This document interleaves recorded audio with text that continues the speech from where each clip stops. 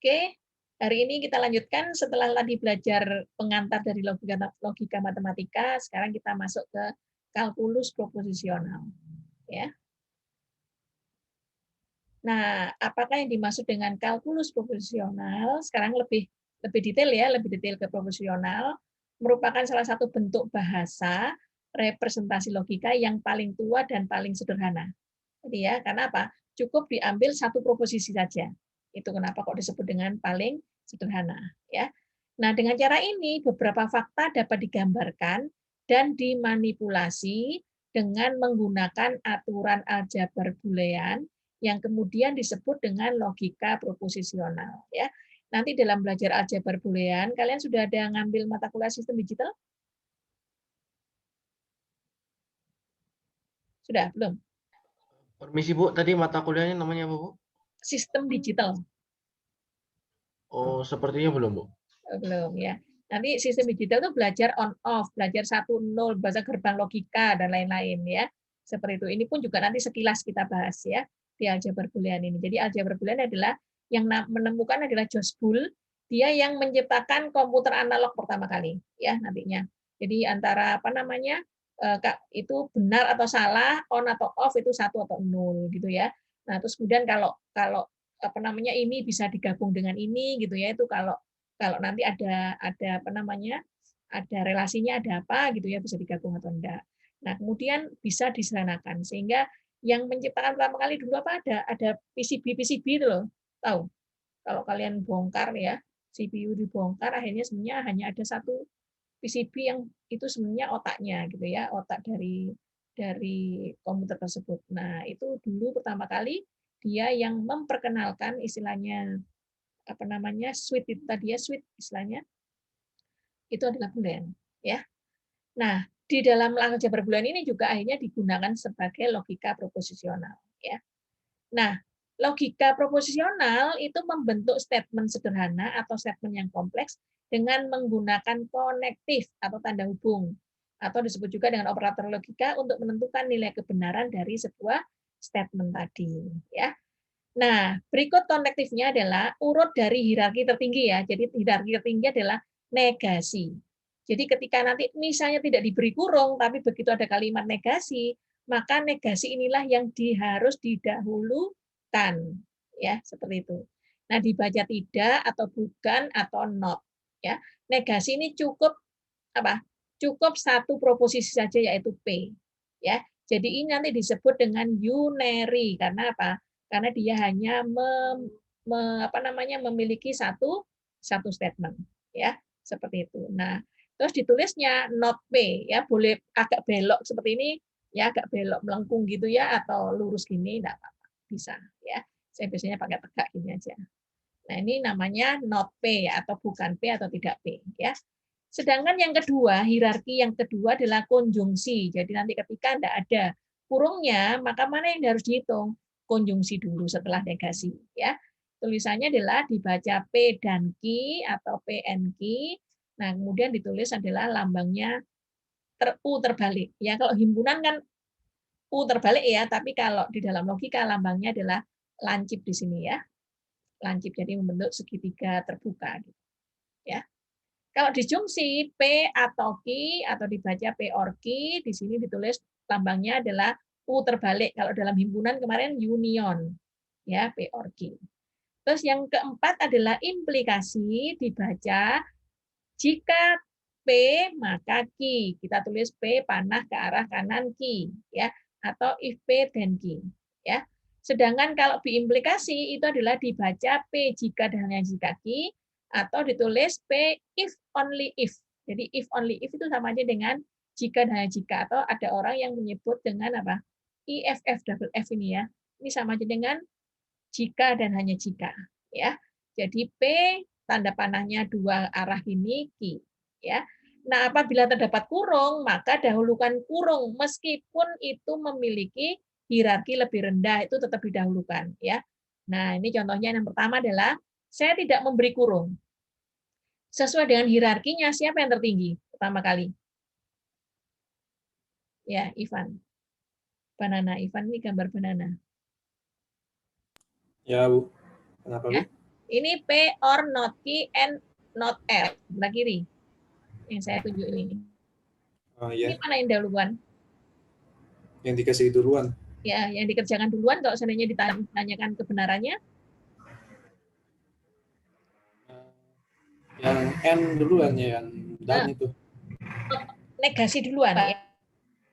Jadi Iya. kalau saya diberi kurung, negasi dahulukan. Jadi not key, saya beri kurung di sebelah kanan ini ya. Hierarkinya adalah not key, diberi kurung dulu. Ada not R, lagi diberi kurung. Nah, kemudian ada N, yang kedua kan konjungsi. Konjungsi itu dan.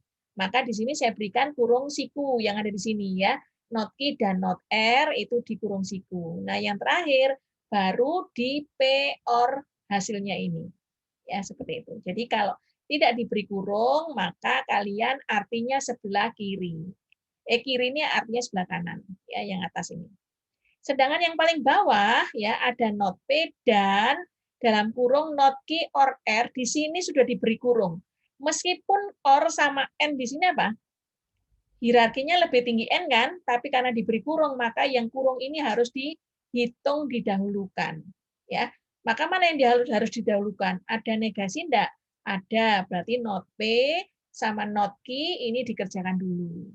Ya, habis itu karena diberi kurung, maka not Q or R diberi kurung siku ini. Ya, terus habis itu dari not P dan hasil dari not Q or R diberi kurung kurawal. Maka artinya seperti ini. Ya, paham ya? Nah, itu jadi cara pembacaannya.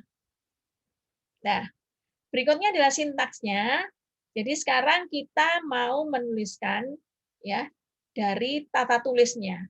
Kalau saya punya konstanta logika, namanya konstanta itu adalah apa? Berisi 1 atau 0, atau true atau false, benar atau salah ya.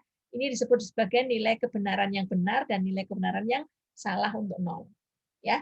Sedangkan simbol proposisi itu bisa P, Q, R, S, T, U, V, W dan seterusnya ya, titik-titik. Nah, sedangkan konektifnya kayak tadi, tanda hubung ya mulai dari negasi, and, or, implikasi, biimplikasi. Itu penghubungnya. Maka sekarang sifat konektif logikanya seperti apa? Tadi saya bilang unary itu artinya cukup butuh satu simbol proposisi. Jadi kalau kalian tuliskan not PQ, salah enggak? Not PQ. PQ kan simbolnya kan ya. Maka itu salah. Maka nanti kalau diketik di kalkulator logika, maka jawabannya langsung syntax error ya. Jadi tata tulisnya salah. Karena negasi itu bersifat unary. Jadi saya punya hanya not P. Tapi tanda not-nya justru boleh berulang-ulang. Ya, maka disebut not key misalnya. Nah, itu boleh ya. Karena di sini posisinya adalah simbolnya yang hanya boleh satu, sedangkan yang konektifnya boleh lebih dari satu. Ya. Berikutnya adalah binary, ya. Binary ini berarti ada biner. Biner itu ada dua, ya, dua simbol. Maka di sini kalau saya punya N pasti butuh apa? P dan Q. Or misalnya saya punya A or B. Implikasi saya punya X implikasi Y misalnya ya. Kemudian biimplikasi berarti saya punya U biimplikasi V misalnya. Ya, jadi butuh dua simbol proposisi. Sehingga ketika kalian tuliskan P dan Q, boleh enggak? Atau dan PQ, enggak boleh semuanya ya. Karena enggak memenuhi aturan sintaksnya, tata tulisnya. Ya, jadi kalau saya punya sekarang bila P-nya sama dengan 0, maka saya punya not P, tadi P-nya itu udah 0, berarti not 0. Not 0 itu apa? Not itu selalu lawannya, kontradiksinya. Jadi kalau salah, kontradiksinya apa? Benar. Ya. Kalau saya punya not P, tadi P itu 0, berarti not dalam kurung not 0, kalau saya apa namanya hitung lawannya 0 adalah 1. Jadi not 1 kembali lagi ke 0. Jadi kenapa tadi not 0 itu negasinya bisa hilang ya. Ini namanya penulisan double konektif dalam unary dan tidak menghasilkan syntax error ya. Jadi not itu boleh lebih dari 1 tanda konektifnya. Nah, sekarang semantiknya apa? Semantiknya itu adalah pengertiannya. Logika itu akan punya arti kalau menggunakan apa? Tadi ada simbolnya atau konstanta logikanya sama ada nilainya nanti. Maka tersedialah tabel kebenaran. Nah, tabel kebenaran inilah yang dinamakan dengan semantik, ya. Jadi kalau saya nanti punya n buah proposisi, maka ada 2 pangkat n. Kalau saya punya 2 buah proposisi, maka ada berapa kombinasi? Kalau saya punya 2 proposisi. 2 proposisi misalnya P sama Q. Maka kombinasinya ada 2 pangkat 2, ada 4. Apa saja? Nah, tadi di 2 tabel kebenarannya adalah apa? Ada P atau ada 1, 1, 1, 0, 0, 1, dan 0, 0. Ya, berarti ada 4 kombinasi. Itu ya.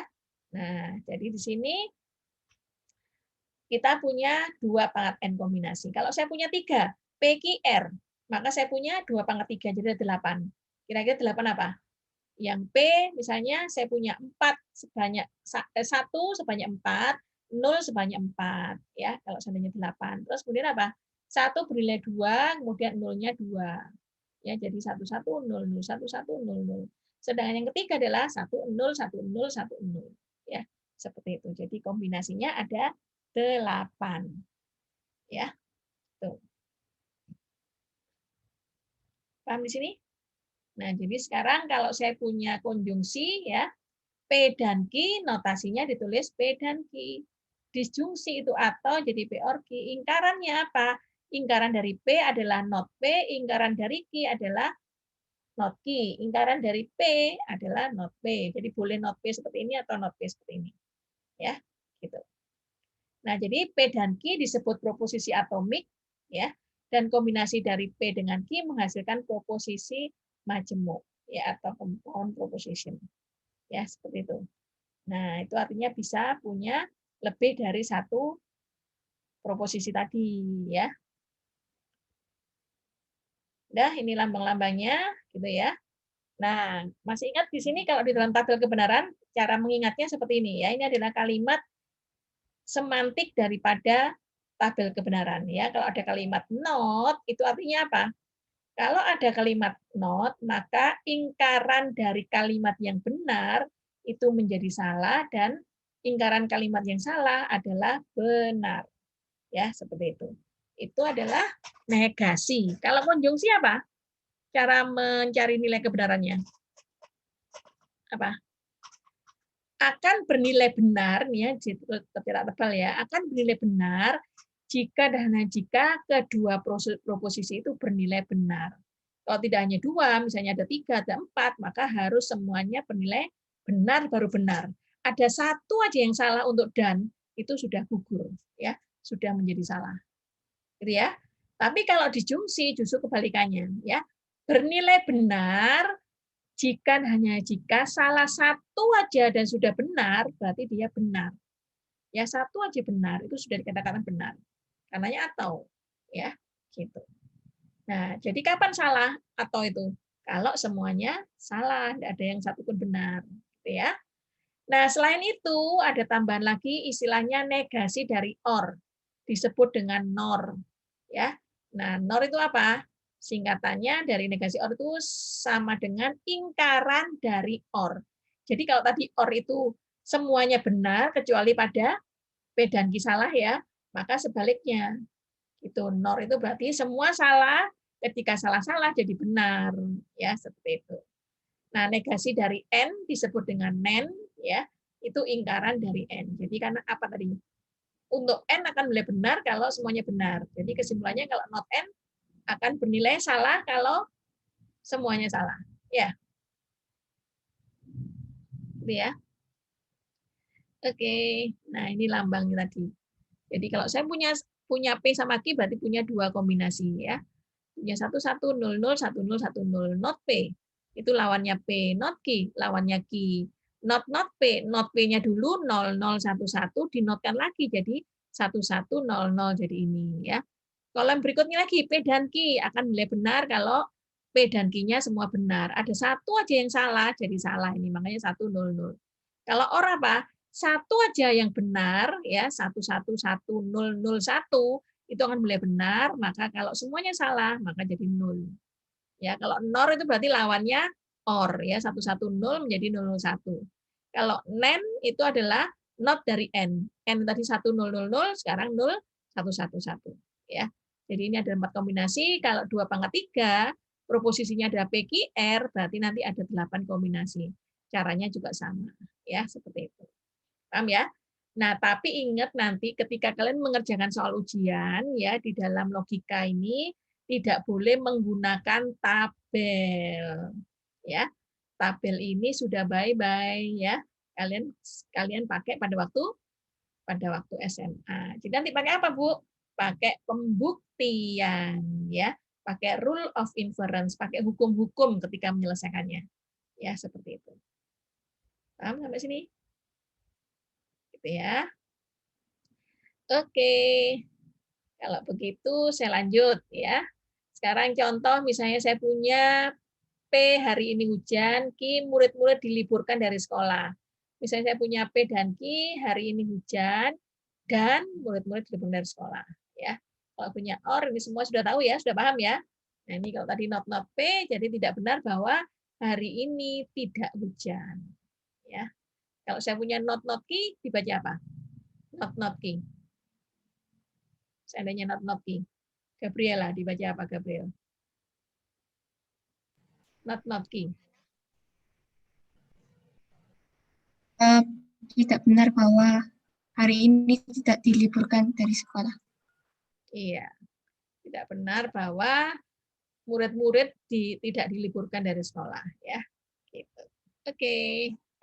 Sekarang contoh 2. P pemuda tinggi, Q pemuda itu tampan, ya. Kalian disuruh membuat bentuk simboliknya. Simbolik itu sama aja dengan notasi, ya. Pemuda itu tinggi dan tampan, berarti P dan Q, ya. Pemuda itu tinggi tapi tidak tampan, tapi itu sama dengan dan, ya. Tidak tampan berarti not Q, P dan not Q, ya.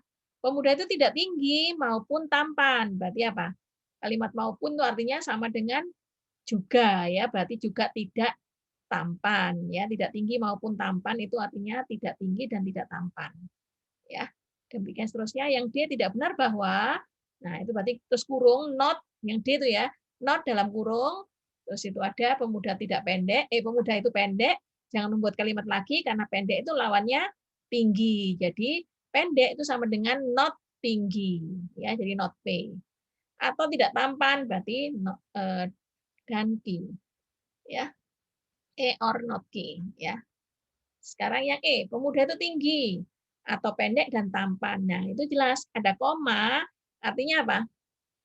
Artinya di situ atau pendek dan tampan itu jadi satu gitu ya, diberi kurung yang itu ya, diberi kurung ini. Pendek itu tidak tinggi, tampan itu Q. Jadi not P dan Q diberi kurung, terus kemudian pemuda itu tinggi itu adalah P ya. Jadi P or dari ini. Ya. Berikutnya F, tidak benar bahwa pemuda itu pendek maupun tampan. Jadi saya punya tidak benar bahwa not dalam kurung, not P, ya, N, terus kemudian apa? Maupun, kalimat maupun itu berarti juga not, jadi not Q. Ya, seperti itu. Jadi hati-hati ya nanti ya dalam menentukan kalimatnya. Ini ya. Nah, kalian juga bisa karena di sini sudah ada angka. Kalau tadi kan enggak tahu saya ya, pemuda itu tinggi atau pemuda itu tampan, pemuda yang mana, jadi belum tahu nilai kebenarannya. Tapi begitu kalian masuk contoh 3, itu kalian sudah tahu ada angka di sana, maka akan tahu nilai kebenarannya. Ya, 17 adalah bilangan prima, benar. Bilangan prima itu selalu ganjil, salah, karena ada 2 di sana. Ya, 2 itu termasuk bilangan prima. Jadi maka di sini ketika saya pakai dan, ya, apa? Pakai dan, maka benar dan salah nilainya akan salah ya. Terus benar atau salah nilainya benar ya. Not dari benar maka jawabannya salah ya. Jika P maka Q, tadi ini jika P itu apa? Masih ingat kalian? Akan bernilai salah kalau apa? Kalau 1 0 ya. Jadi 1 1. Jadi P implikasi 1 implikasi 1. 0 implikasi 1 dan 0 implikasi 0 itu benar semua. Tapi begitu saya punya pernyataannya benar, tapi kalian mengambil kesimpulan yang salah, itu 0. Jadi 1 0 itu 0 ya. Gitu. Itu ya. Nah, itu tadi Sekarang nilai kebenaran yang ini pun juga bisa kalian buat ya. Ini nanti kalian bisa baca sendiri. Ini hanya sekedar mengingatkan ketika kalian dulu dapat di SMA untuk membuat nilai tabel kebenarannya. Ya. Paham sampai sini? Nah, ketika kalian mengerjakan ini, P dan Q, saya selesaikan P dan Q ini ya. Terus not Q dan R, saya selesaikan di kolom dulu. Not Q-nya saya kerjakan dulu, nanti not Q saya N-kan dengan R, maka jadinya kolom not Q and R ya. Hasil not Q and R sama P dan Q itu saya OR-kan, maka hasilnya true, true, true, false, false, true, false di sini ya. Nah, ingat di sini kalau seandainya jawaban akhirnya itu adalah tidak benar semua atau tidak salah semua disebut dengan konjungsi. Ya. Tapi kalau hasil akhirnya benar semua disebut dengan apa? Tautologi. Kalau hasilnya salah semua disebut dengan kontradiksi. Ya, seperti itu. Nanti ada penjelasan berikutnya. Ya. Paham ya? Nah, sekarang masuk ke disjungsi. Ya, disjungsi itu kan OR kan, tapi sekarang ini di dalam operasi logika itu ada OR dua jenis. Yang pertama adalah inclusive OR, yang kedua adalah exclusive OR. Kalau saya punya inclusive OR itu sama saja dengan OR biasa. Jadi inclusive OR itu sama aja dengan OR biasa, ya. Nah, jadi berarti P atau Q atau keduanya, ya. Nah, sedangkan kalau eksklusif OR itu sama aja dengan dibaca SOR. Ya, ring sum itu ya dibaca SOR. Kan ring dari sum. Sum itu kan jumlah.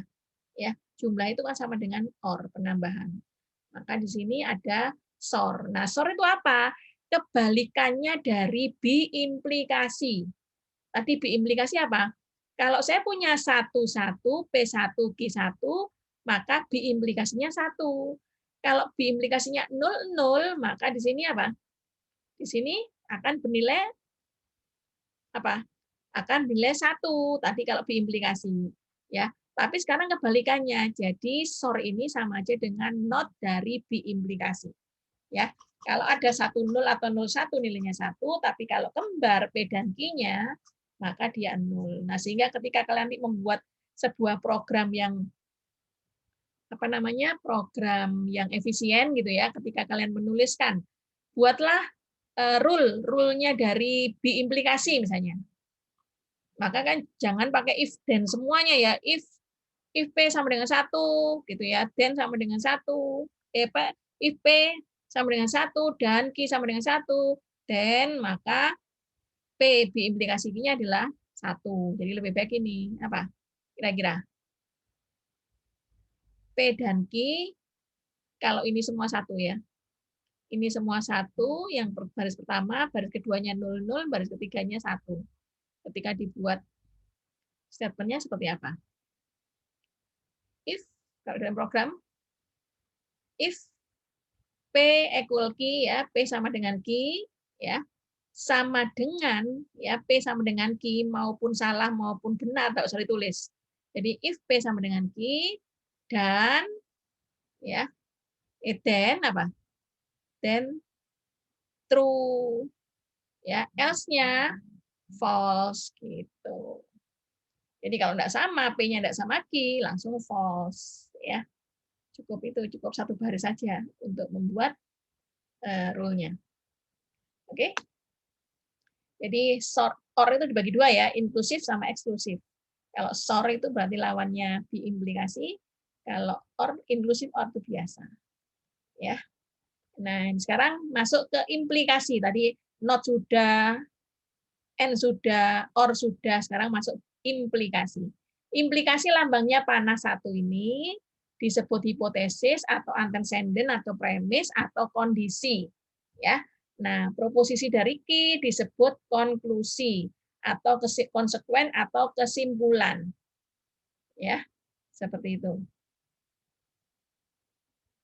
Nah, ada yang tanya kan sebelum saya masuk ke berikutnya?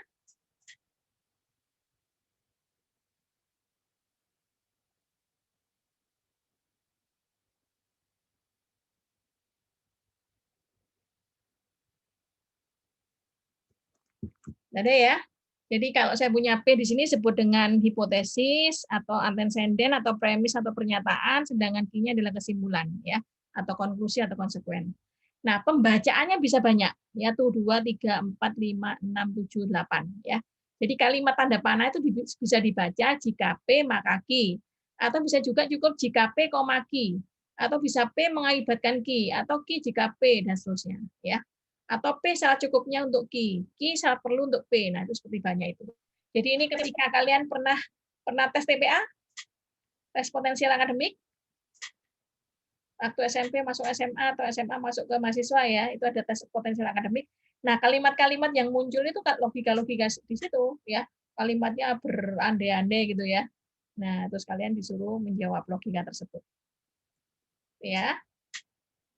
Nah, berikutnya jika P maka Q, contohnya ini ya, jika suhu mencapai 80 derajat Celcius, maka alarm akan berbunyi. Berarti di sini ada kata jika, sama ada kata maka, berarti bisa dibentuk P-nya adalah suhu mencapai 80 derajat Celcius, sedangkan Q-nya adalah alarm akan berbunyi.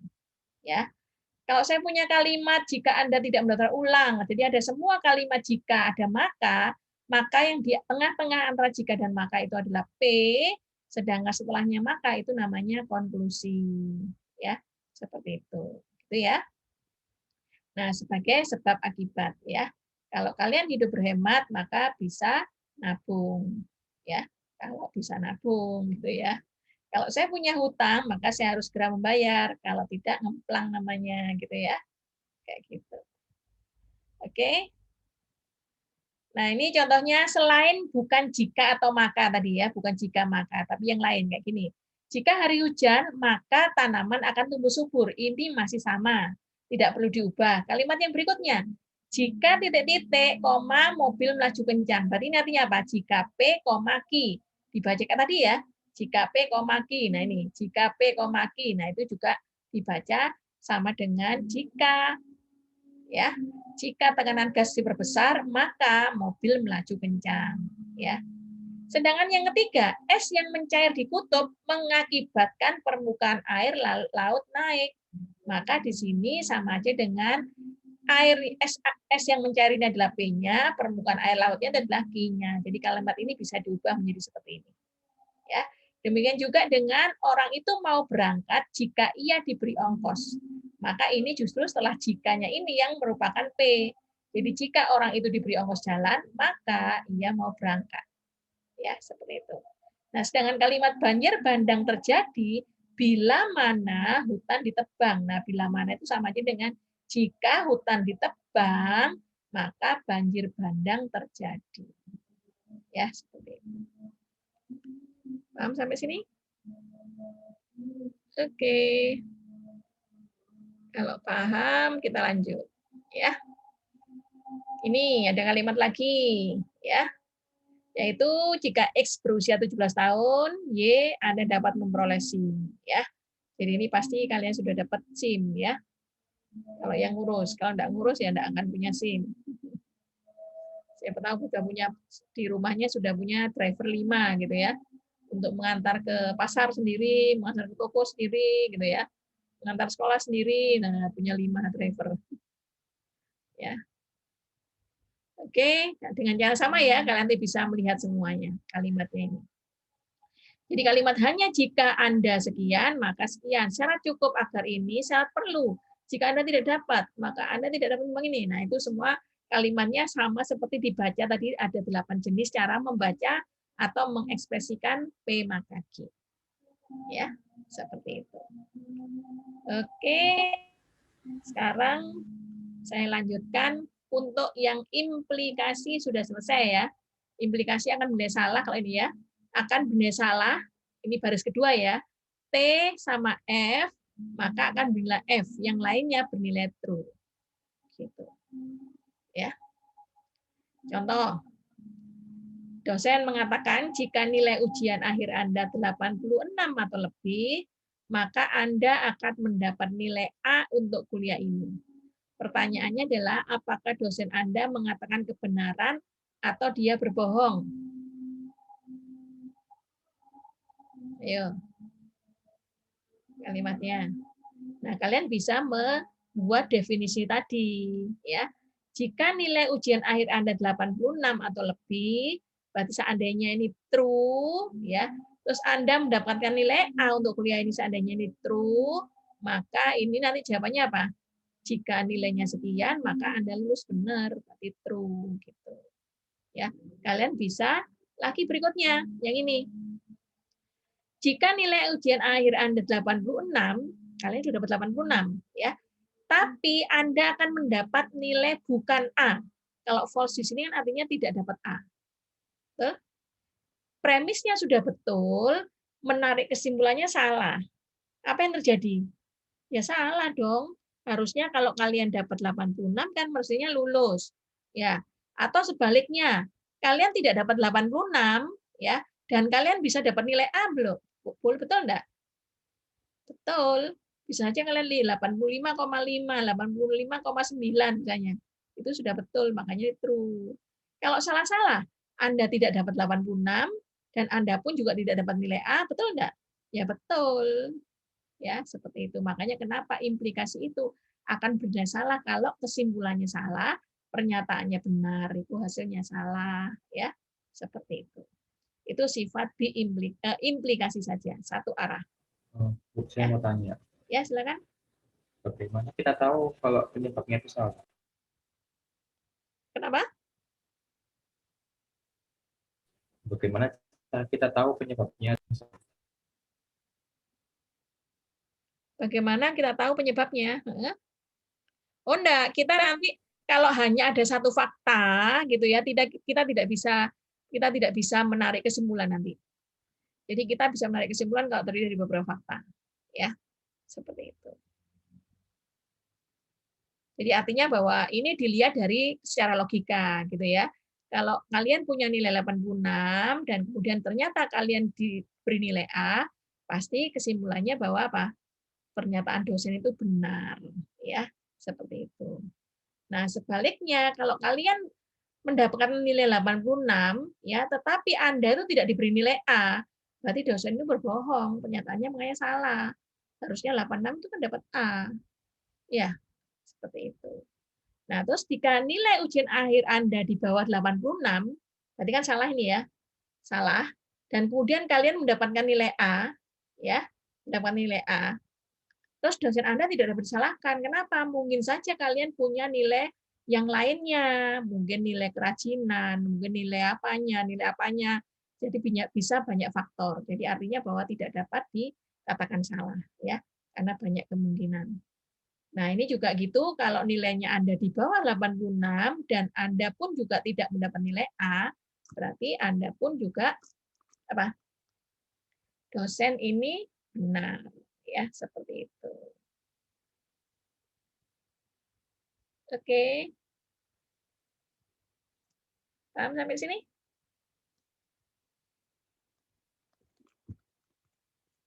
Kalau sudah, contoh yang berikutnya. Ya.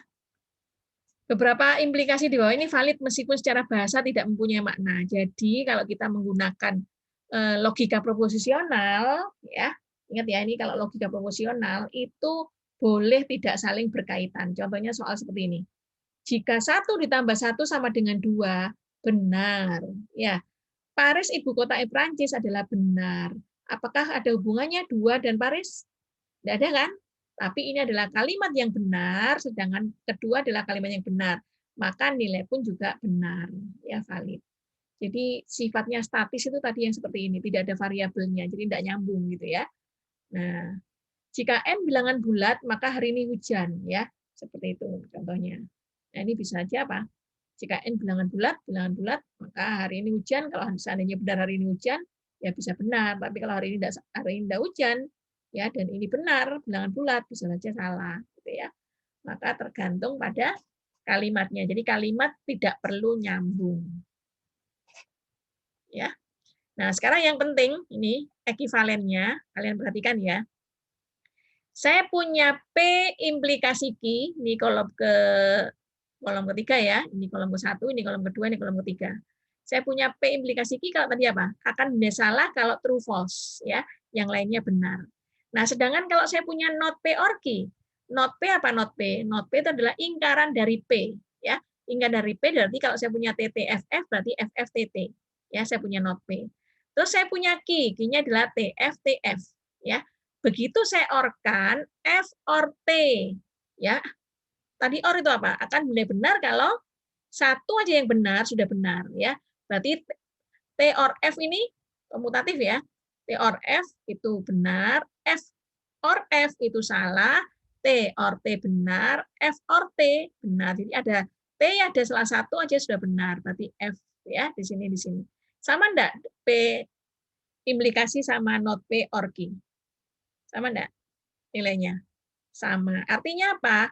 Artinya bahwa kedua statement ini memiliki nilai kebenaran yang sama. Ya, hasil akhir yang memiliki nilai kebenaran sama itu disebut dengan ekivalen. Ya, paham sampai sini? Gitu.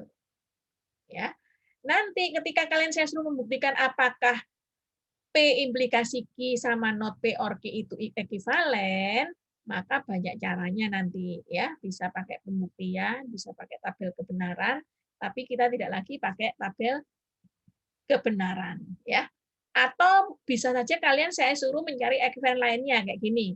Tentukan ingkaran negasi, ingkaran atau negasi ya, ingkaran itu ya, dari P implikasi Q. Maka kalau saya punya P implikasi Q dinegasikan, saya taruh di luar ya, ini diberi kurung.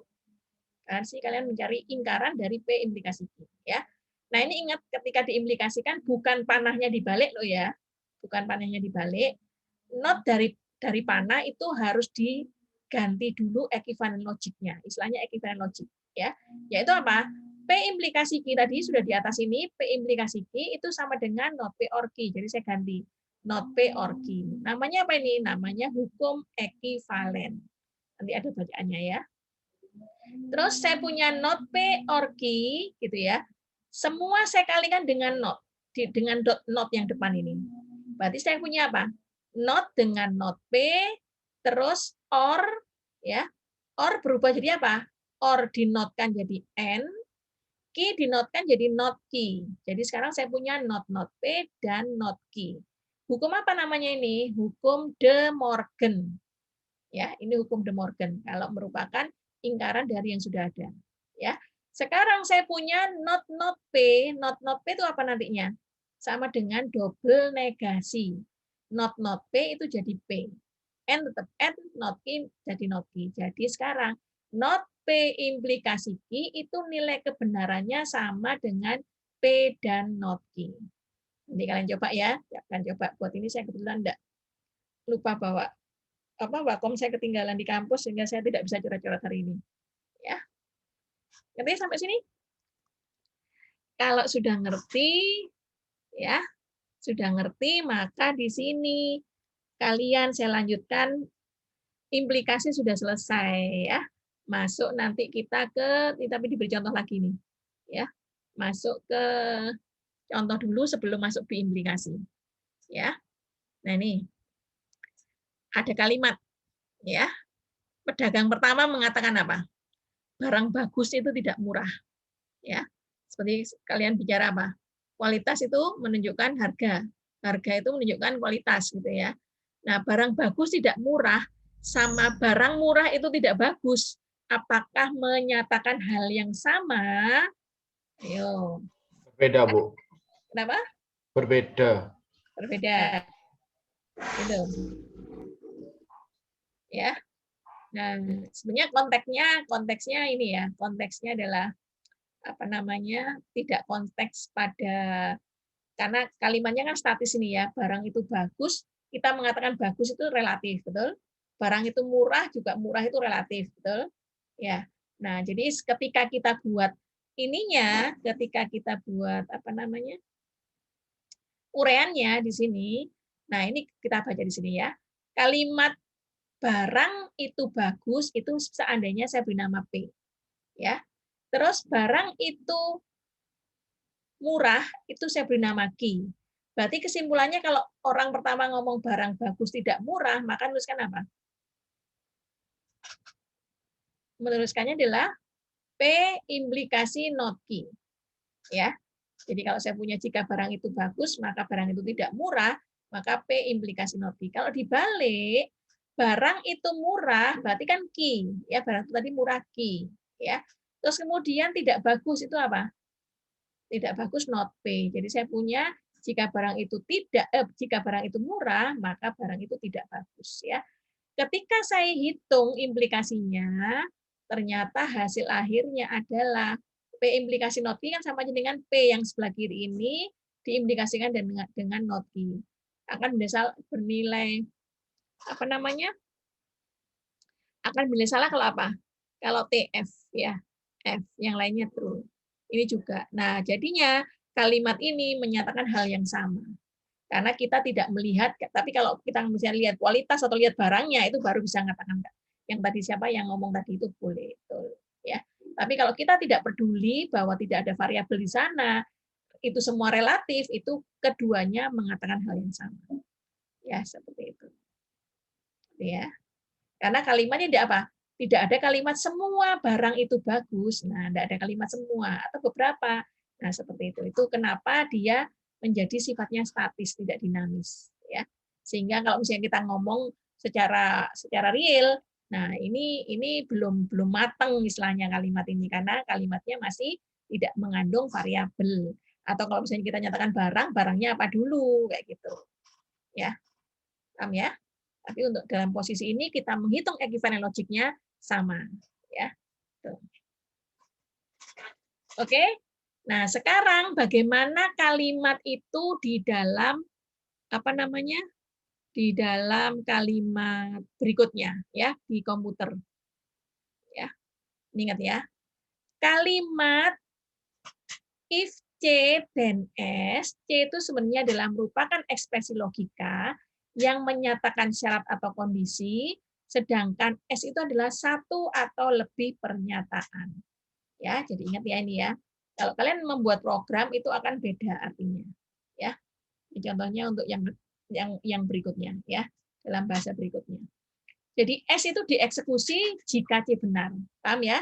Jadi kalian ketika mempunyai rule seperti ini, jika C maka S, maka S ini akan dieksekusi, baru akan dieksekusi kalau C-nya ini benar.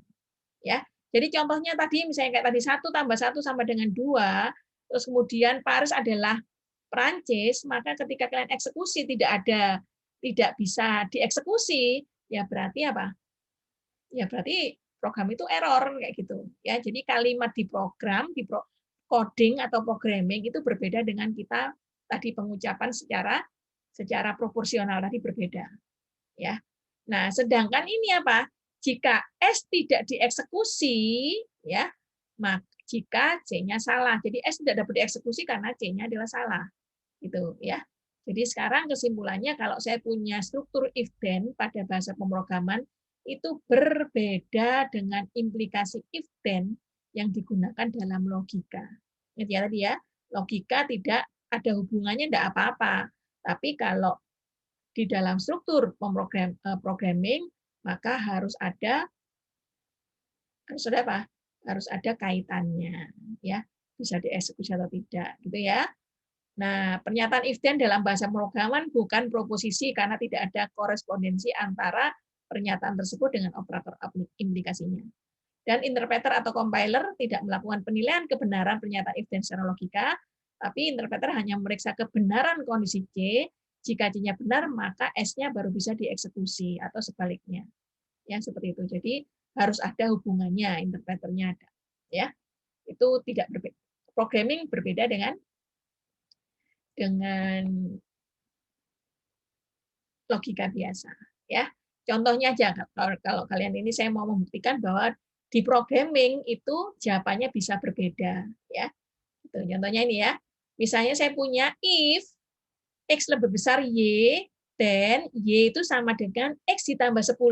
Nah, tadi kan kalau dalam program, ketika saya bisa menghasilkan eksekusi Y sama dengan X plus 1, kalau X-nya benar, ya kalau C-nya ini benar, X lebih besar Y-nya itu sebagai C ya, benar. Tapi ketika X lebih besar Y itu adalah salah di eksekusinya, maka kita tidak bisa mengerjakan Y, gitu ya. Mengerjakan Y-nya itu berapa. Contohnya sekarang, saya punya X-nya sama dengan 2, Y-nya sama dengan 1, saya mau melakukan if then pada rule di atas ini. Ya. Pertanyaannya sekarang, apakah benar X sama dengan 2 itu lebih besar dari 1? Benar enggak? Ya. Jadi ekspresi X lebih besar Y kalau X-nya 2 dan Y-nya 1 itu bernilai benar. Ya. Jadi baru setelah bernilai benar, maka Y sama dengan X ditambah 10 itu bisa dieksekusi. Berapa hasilnya? Hasilnya adalah X-nya 2, ya, maka di sini akan mendapatkan nilai apa? Y-nya sama dengan 2 ditambah 10, hasilnya 12. Paham sampai sini? Itu ketika eksekusinya benar, ya.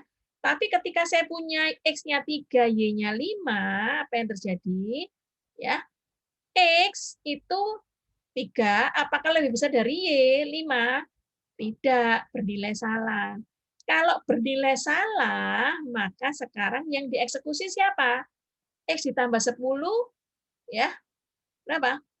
X tambah 10, ya tidak dapat dilakukan apa-apa. Jawabannya apa? Y-nya ya tetap 5. Gitu. Jadi Y-nya tetap seperti sebelumnya. Ya, dari inputnya tadi. Gitu ya. Paham sampai sini? Jadi di programming atau coding itu akan bernilai berbeda dengan pelaksanaan dalam logika. Siapa yang belum mengerti? Silakan.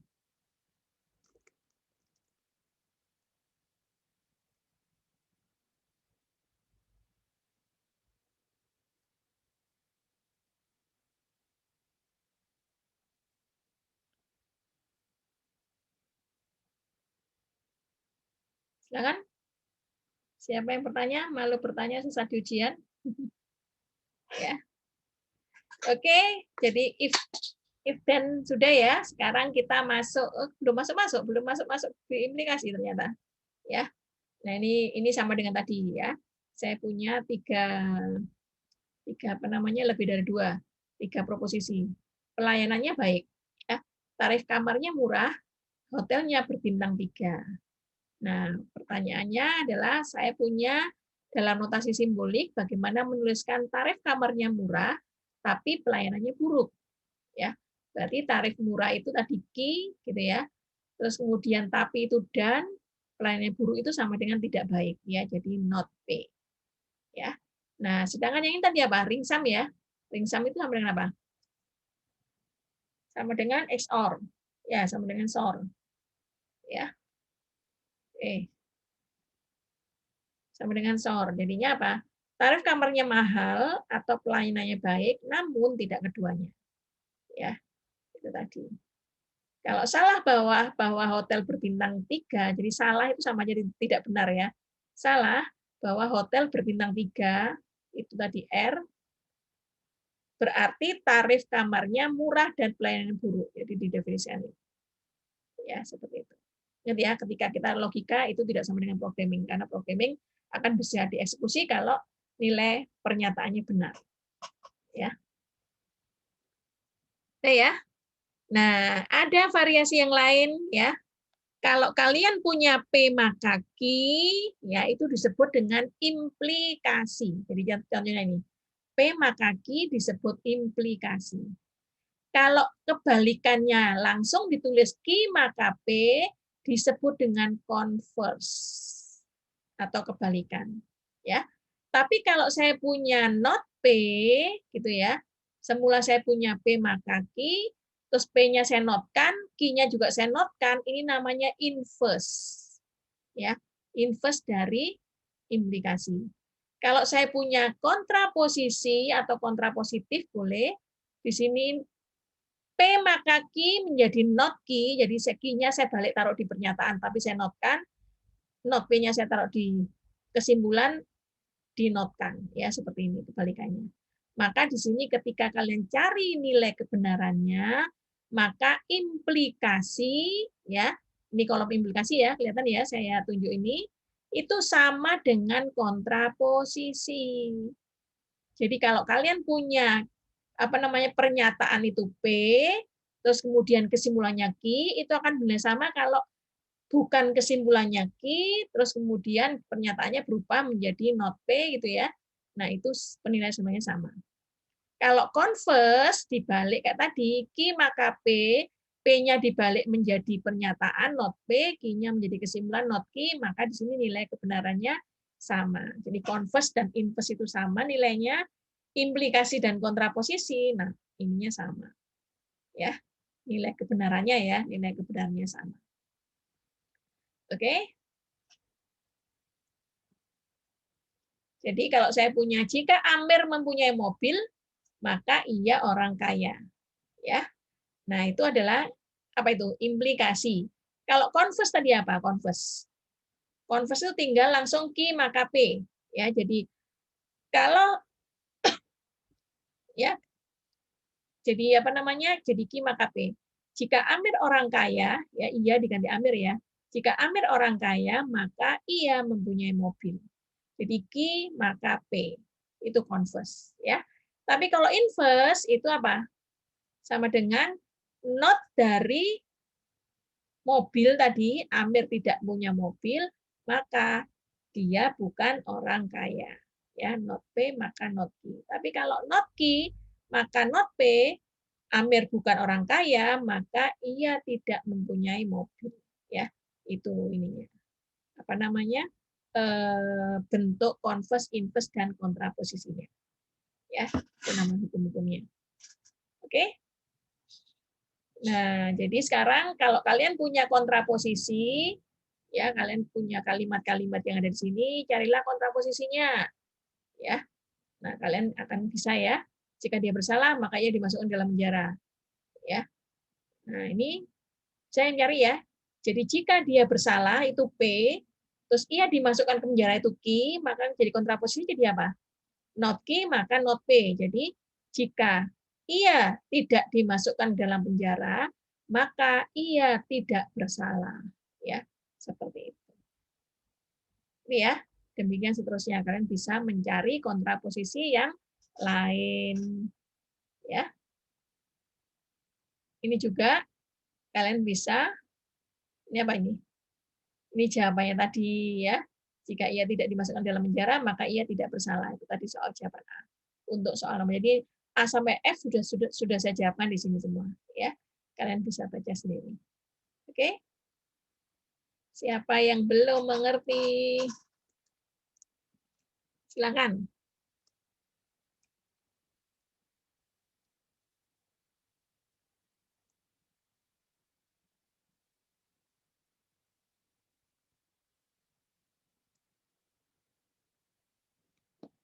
Oke, kalau sudah diam saja, saya positif thinking ya, berarti mengerti semua.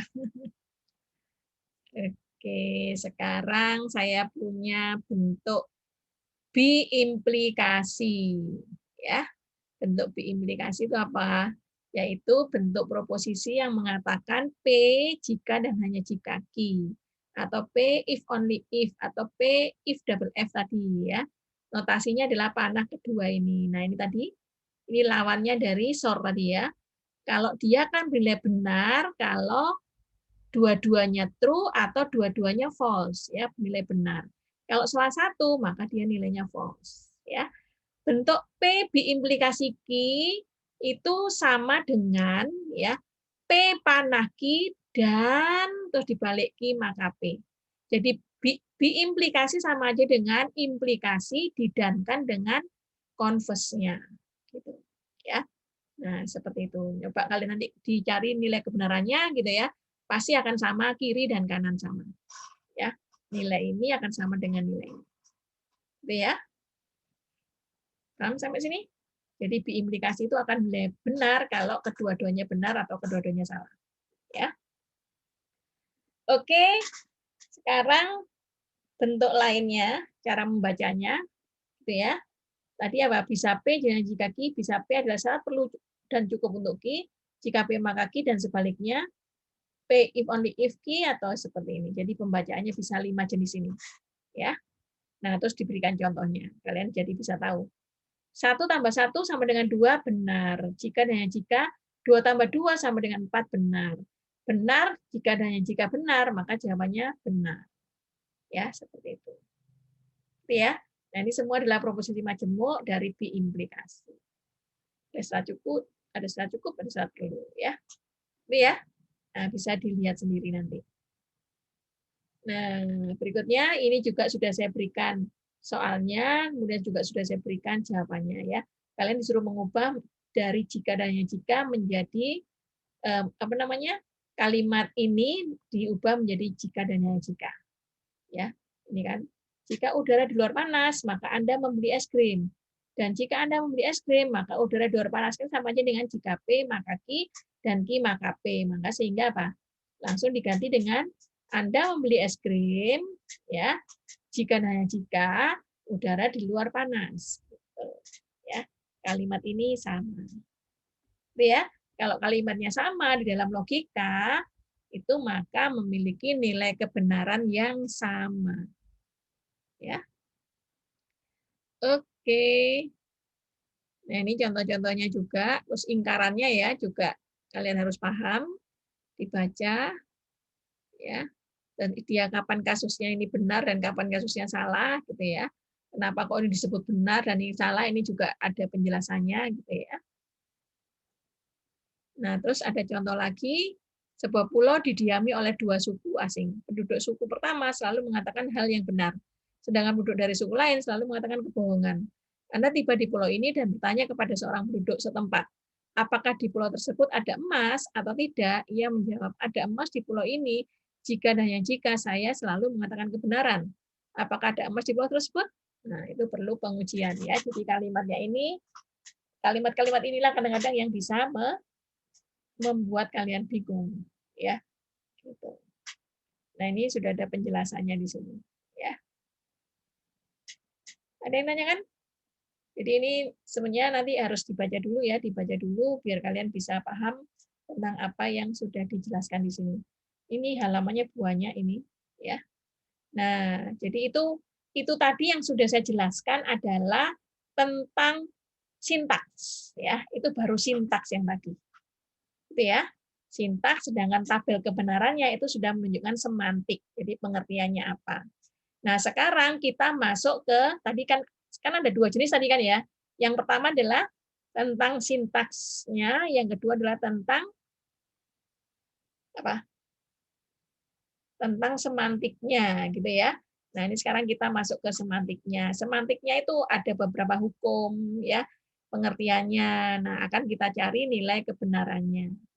Nah, nanti ketika kalian membuktikan bahwa ada tautologi dan kontradiksi ini, kalian tidak boleh pakai tabel kebenaran seperti yang saya tuliskan di bawah ini, ya. Tapi harus dalam bentuk pembuktian yang diberikan alasannya apa, kenapa, gitu ya.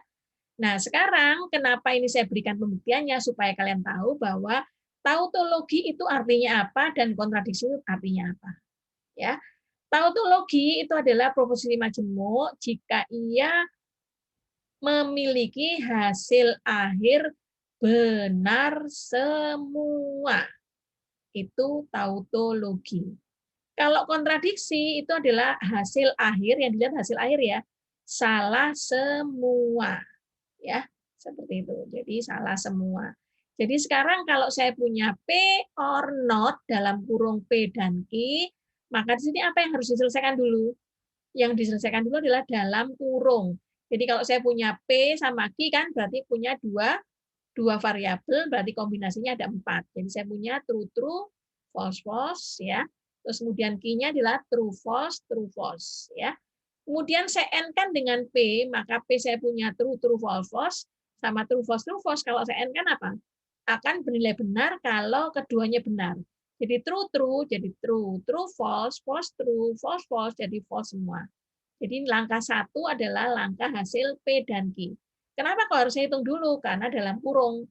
Dalam kurung itu ada hierarkinya yang tertinggi, diselesaikan dulu. Ya. Langkah berikutnya apa? Langkah berikutnya adalah P dan Q ini saya negasikan. Karena negasi adalah yang tertinggi setelah kurung tadi. Ya. Kalau ada kurungnya, kalau ada kurungnya ya negasi itu yang tertinggi. Ya. Maka negasi di sini artinya apa? Merupakan negasi dari hasil satu ini tadi. Kalau true, berarti negasinya jadi false. Kalau false, negasinya jadi true. Kalau false, jadi true. Kalau false, jadi true. Maka nomor 2 ini sudah menjadi false, true, true. Ya. Nah, langkah berikutnya adalah ruas kanan ini sudah selesai. Saya punya P OR dengan ruas kanannya tadi. Berarti saya punya P, saya OR-kan dengan negasinya tadi, jawabannya di OR nomor 3 ini. Gitu ya. Makasihnya apa? True all false. Nah, makanya kalau OR, apabila ada yang true aja satu, sudah benar. Jadi true, true. Terus di sini ada true, true. Nah, di sini pasti benar. Nah, karena hasil akhirnya benar semua, maka disebut dengan tautologi. Ya, gitu. Nanti sampai sini? Nah, berikutnya contoh yang kontradiksi. Contoh kontradiksi tadi apa? Hasil akhirnya salah semua. Kalau kalian lihat kurung di sini, mana siapa yang akan dikerjakan dulu? Yang akan dikerjakan dulu adalah yang Stephen. Yang dikerjakan dulu apa, Stephen?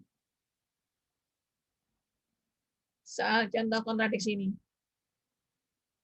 Saya, Bu. Hah? Yang ini, yang not ini ya, Bu. Yang? Apa yang kurung dulu? Ya, kurung dulu ya. Jadi P dan Q diselesaikan dulu, sama P OR Q diselesaikan dulu ya. Maka di sini P dan Q berarti nilai P sama nilai Q akan nilai benar kalau keduanya benar ya. Jadi true, false, false. Terus P OR Q juga gitu ya, diselesaikan lagi yang langkah nomor 2 ini ya, diselesaikan. Maka di sini akan nilai benar kalau apa? Salah satu aja ada yang true, true ya, maka ini false, false jadi false ya terakhir. Nah, kemudian karena ada negasi, maka negasinya didahulukan negasi dari hasil kedua. True, true, true, true, false, maka jadi false, false, false, true ya, langkah 3. Nah, terus kemudian ada dan, berarti apa? Kurung yang sebelah kiri adalah langkah 1 ini di N-kan dengan nomor 3. Jadi kalau N itu apa artinya N? N itu akan benar-benar kalau ada semuanya benar. Jadi begitu true and false, salah. False and false, salah. False and false, salah. False and true, ya salah. Jadi hasilnya salah semua. Karena hasil akhirnya salah semua, maka disebut dengan kontradiksi. Ya, gitu. Paham sampai sini? Oke, kalau paham, siapa yang belum mengerti? Mengerti itu lebih dari paham, ya. Ya, silakan. Udah? Kalau sudah, saya lanjutkan aja, ya. Tadi sudah saya sepintas tadi saya katakan apa? Bahwa P maka Q ketemu dengan not P or Q itu ekivalen kayak tadi ya. P implikasi menjadi not P or Q ekivalen. Nah, ini namanya hukum implikasi ya. Jadi kenapa kok dia ekivalen? Ini ya tanda sama dengan 3 itu sama dengan ekivalen ya. Kenapa? Karena nilai kebenarnya untuk implikasi 1011 sama or not P or Q itu adalah 1011 ya. Jadi ini ekivalen dengan ini. Ingat ya di sini ya, perhatikan. Ketemu P implikasi Q, P-nya berubah jadi not P.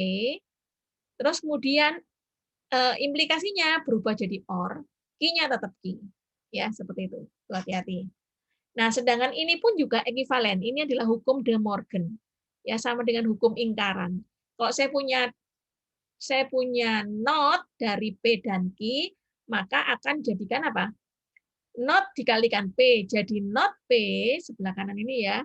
N dinotkan jadi OR, jadi not itu sama dengan diingkar ya. Not sama Q jadi not Q. Hasil akhirnya ternyata sama. Not di dalam kurungnya P dan Q ini 0111, sedangkan not P or not Q juga 0111. Jadi nilai ini ekivalen. Ini nanti diberi nama hukum De Morgan, ini nanti disebut dengan hukum implikasi. Nama-nama hukumnya ini. Ya. Nanti sampai sini. Nah, kita bacakan ya. Nanti kalian tidak perlu menghafal, tapi akan dengan sendirinya kalau kalian banyak latihan. Ya, atau kalian sudah ingat-ingat zaman waktu SMA dulu. itu akan mudah diingat, ya. Nah, disebut hukum identitas, ya. Kenapa ini kalau harus ingat, ya? Contohnya gini, saya bukakan nanti. Nah, kayak gini. Kalian suruh buktikan harus ada langkahnya 1-5, statementnya apa, reason-nya apa. Jadi setiap langkah demi langkah ini harus ada reason. Reason itu apa? Alasan hukum-hukum yang digunakan. Ini ya, nomor 2 juga gitu. Terus berikutnya lagi loh, nomor 3 ini juga gitu ya.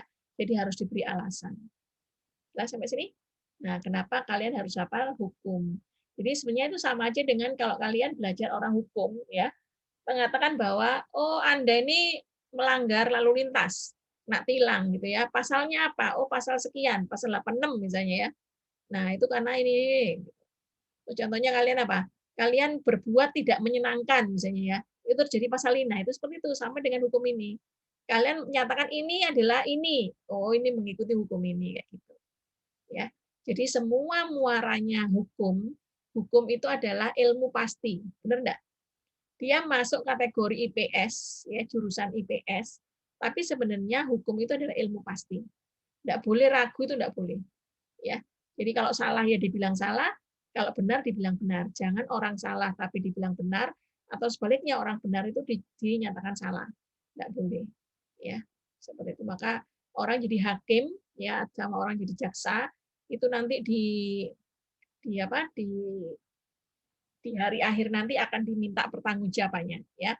Nah, kalau dia memenangkan yang membayar, nah itu nanti akan terjadi ini sendiri ya. Mungkin dia di dunia selamat gitu ya, tapi di akhirat nanti tidak selamat. Gitu. Ya karena uang tidak dibawa mati ya. Oke, sekarang cara menghafalkan hukumnya ya. P, Q gitu ya, atau R nanti di sini semua itu adalah proposisi atau pernyataan tadi. Kalau pernyataan pasti proposisi ya. Pernyataan atau proposisi. Nah, sekarang kalian lihat ini namanya adalah hukum dualisme. Ya. Hukum dualisme itu artinya apa? Kalau seperti kemarin kan ya sudah belajar kan ya waktu teori himpunan, dualismenya dari universal semesta semesta pembicaraan apa? Dualismenya S atau U adalah himpunan kosong. Betul? Terus OR dualismenya apa? N. Ya. Terus N dualismenya adalah OR. Betul? Nah, jadi sekarang kalau saya punya P ya, P itu nilainya adalah proposisi, bisa bernilai benar atau bisa bernilai salah. Ya. Saya OR-kan dengan false. Nah, ya. P kalau benar di-OR-kan dengan false jadi apa jawabannya? Benar saya OR-kan dengan false. Jawabannya benar. Kalau false saya OR-kan dengan false. Jawabannya apa?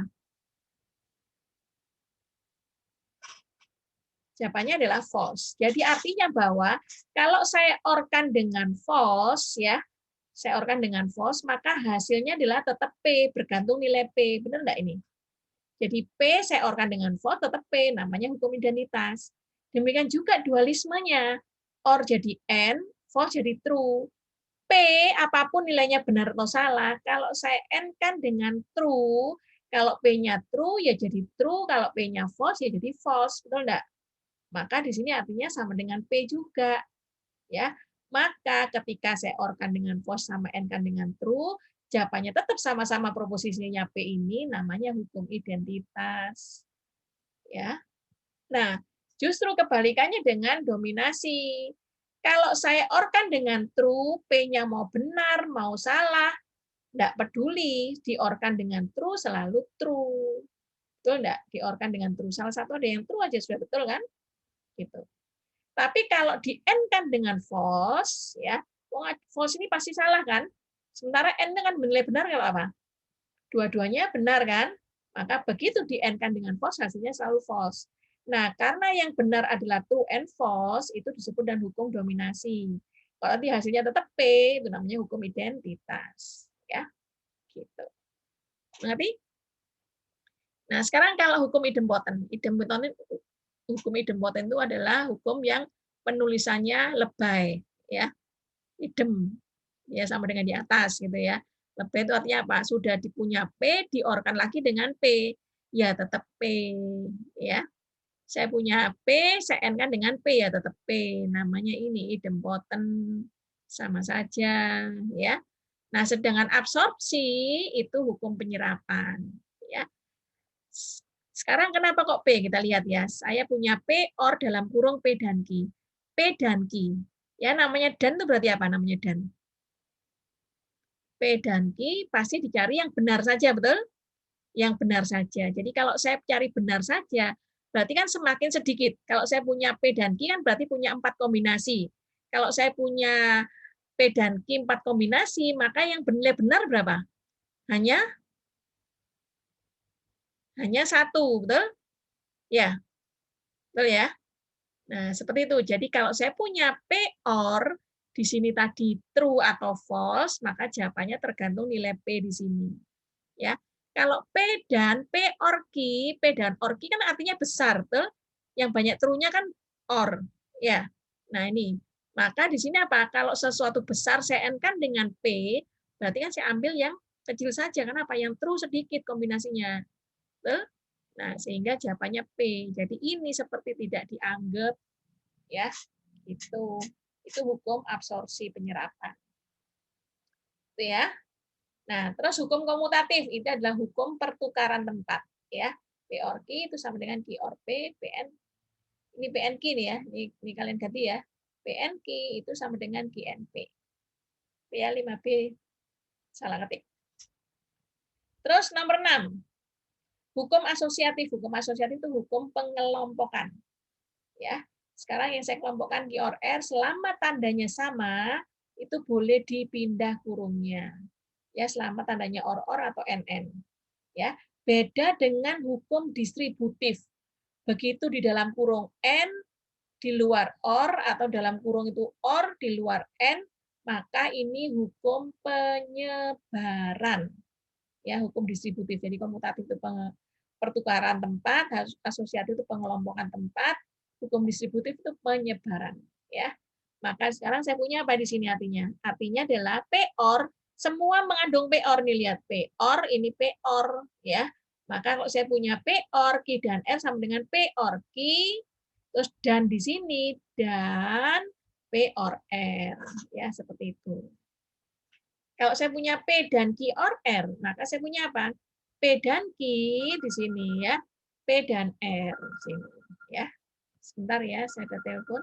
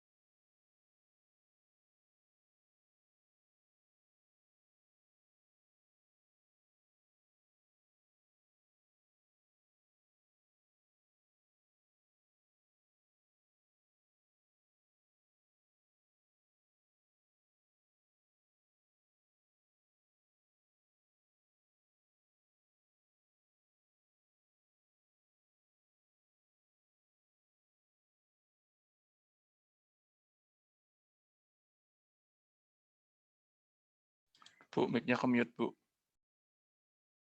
Bu, ke-mute, Bu. Iya, sorry. Jadi hukum-hukum yang ada di sini nanti kalian baca, ya nanti saya kirim di ini ya. Saya kirim di apa ini, jadi hukum-hukum dibaca semua, mudah diingat kok nih ya. Terus nanti kalian baca lagi seterusnya mengerjakan soal ini. Kalian baca, ini adalah keduanya ekivalen itu artinya apa? Keduanya ekivalen. Kalau ekivalen, kalian cara membuktikannya adalah apa? Yaitu nilai yang ada, proposisi yang ada di atas ini harus muncul proposisinya yang berikutnya. Jadi ini, ya, gitu. Nah, satunya lagi, ini kiri nomor 2, ini harus muncul P atau sebaliknya yang sederhana muncul yang panjang.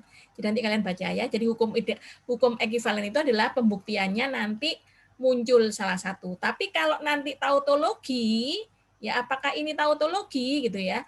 Maka di sini hasil akhirnya adalah apa? Terakhir harus true, ya. Sedangkan kalau yang disuruh membuktikan kontradiksi, hasil akhir harus false. Ya, seperti nanti kalian baca dulu, minggu depan saya jelaskan supaya kalian paham. Ini ya. Gitu. Ini latihan. Nah, nanti PR-nya nanti kalau setelah saya menjelaskan selesai, nanti PR-nya minggu depan tuh ini ya. Nomor ini. Nomor yang berapa? Nomor yang ini. 1 2 3 4 5 PR-nya. Ya. Tapi enggak minggu depannya lagi aja. Ya. Gitu. Paham ya? Oke, nanti Angelo Brian nanti mudah-mudahan saya bisa masukkan itu ya, masukkan NRP-mu ke dalam presensi terus kamu bisa bisa ini. Oke ya, saya akhiri soalnya nanti jam 4:30 saya harus ngajar lagi. Jadi saya hemat dulu suara saya. Saya akhiri, selamat sore. Sampai ketemu lagi di kesempatan berikutnya. Terima kasih, Bu. Sama-sama. Makasih, Bu. Terima kasih, Bu. Ya. Terima kasih, Bu. Oke. Siapa yang terakhir mengundurkan diri nanti ini? Halo, Bu. Ya, Goldi. Ya, ini Bu, saya mau nanya. Tadi saya kebetulan sempat mati lampu. Takutnya tadi Bu Endang sudah absen, tapi saya nggak ada di. Nggak, belum absen. Nanti yang absen itu apa? Angelo ya. Oh, iya, oke, Bu. Angelo. Terima kasih, Bu. Yuk. Ya. Ya.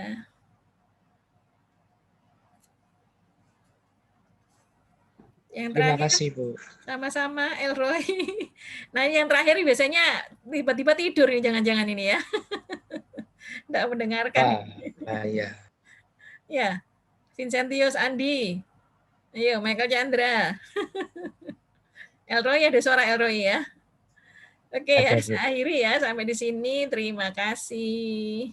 Iya, Bu. Yuk.